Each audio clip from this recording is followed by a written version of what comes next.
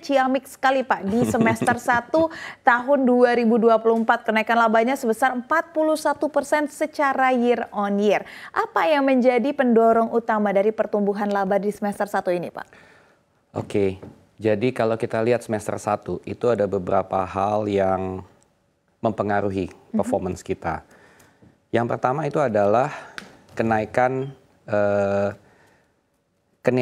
efisiensi kita, itu yang membuat kita punya operating profitnya menaik. Oke. Jadi di situ ada efisiensi, kemudian ada harga pupuk yang memang lebih baik dibanding tahun sebelumnya. Jadi harga pupuk itu lebih murah dari tahun sebelumnya. Itu yang pertama. Kemudian secara harga sedikit atau boleh saya bilang flat mungkin harga, naik sedikit sekali itu. Jadi itu kontribusi dari sisi sawitnya. Kemudian dari sisi industri perkayuan kita dan juga dari renewable energy kita juga menyumbang yang cukup dari untuk menambah kita punya laba. Oke, kita bedah satu-satu Pak. Boleh. Dari sawitnya, efisiensi apa yang dilakukan? Jadi efisiensi yang dilakukan adalah untuk menurunkan cost, itu tentunya kita melakukan, kita menjaga misalkan OER, kita berhasil untuk menaikkan OER kita, efisiensi kita dari sekitar 22 sekian jadi hampir 24, 23, itu lumayan tuh, itu dari situ.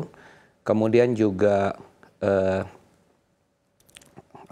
operation di lapangan itu juga kita bisa optimalkan lebih Bentuknya baik lah. seperti apa Pak operationnya? Operation misalkan seperti dengan mekanisasi, hal-hal seperti itu.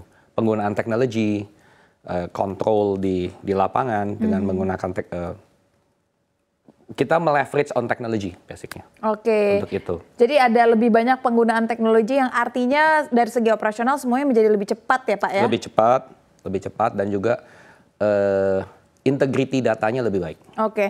Kalau dari sektor perkayuan tadi seperti apa Pak? Dari industri perkayuan kita itu menghasilkan tiga item utama produk kita, yaitu lantai kayu dengan produk namanya TK. Kemudian kita juga dengan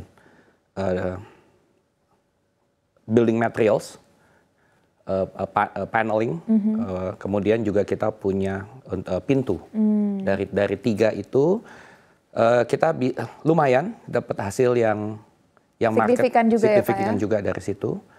Kemudian kalau dari sisi renewable energy kita hari ini sudah dari dari cangkang palm kernel shells kita juga sudah tahun ini sudah mulai ekspor untuk palm kernel shell. Kita punya partner di Jepang untuk itu.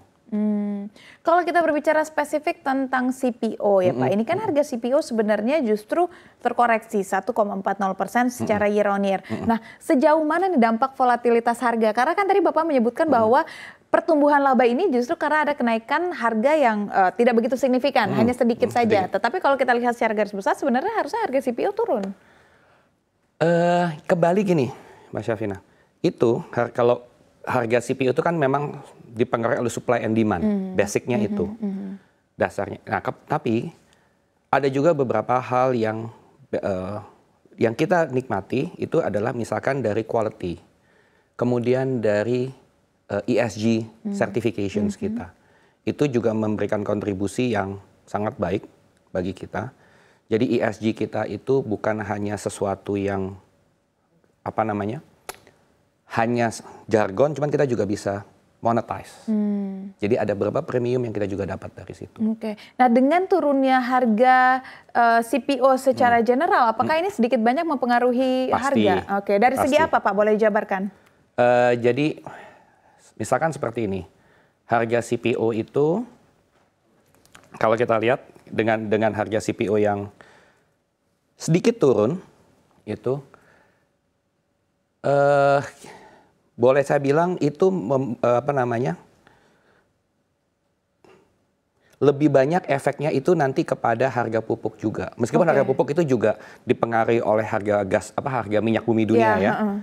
Tapi itu juga ada efek sedikit dengan penurunan harga CPO itu membuat sedikit lebih murah pupuknya. Apa yang bisa dielaborasi lebih lanjut Pak terkait dengan Bapak kini memiliki pupuk yang jauh lebih affordable katakanlah dibandingkan dengan tahun sebelumnya. Apa yang mungkin membedakan dengan pupuk tahun sebelumnya sehingga labanya tidak sesignifikan tahun ini Pak? Sebagai contoh mungkin seperti ini, pupuk yang kita gunakan tahun 2023 itu mungkin yang lebih termasuk yang mahal pupuk kita. Tahun 2024 pupuk yang kita gunakan ini harganya sudah kembali mendekati harga pupuk tahun 2022-2021. Oh jauh jadi perbedaannya lumayan Pak jauh, ya? lumayan. Meskipun belum kembali ke angka 2021, tapi sudah mendekati 2021-2022. Oke, jadi perubahan harga yang cukup signifikan ini yang mempengaruhi harga pupuk. Tapi dengan adanya kondisi ekonomi, kita coba elaborasi satu-satu dari kurs rupiah. Bagaimana kurs rupiah ini bisa mempengaruhi bisnis kelapa sawit Bapak? Kita hari ini kurs rupiah, karena kita semua penjualan kita tuh semua ke domestik. Oh, mostly domestik. Untuk baik. CPO semua domestik. Jadi mungkin kurs itu harga pupuk kita juga semua kita source dari dalam negeri. Jadi dengan rupiah. Gitu. Jadi kurs sedikit banyak tidak begitu berpengaruh signifikan ya Pak? Pasti ada, pasti ada. Karena biar gimana pun pembentukan harga CPO itu kan ada di Malaysia, ada di MDEX ya. Kemudian dari dia, kemudian kita turunkan, kalau efeknya pasti ada kepada harga. Gitu. Berarti dari 3 sektor yang dimiliki Pak, kelapa sawit, kayu, renewable energy, mana yang paling besar kontribusinya? Hari ini sawit.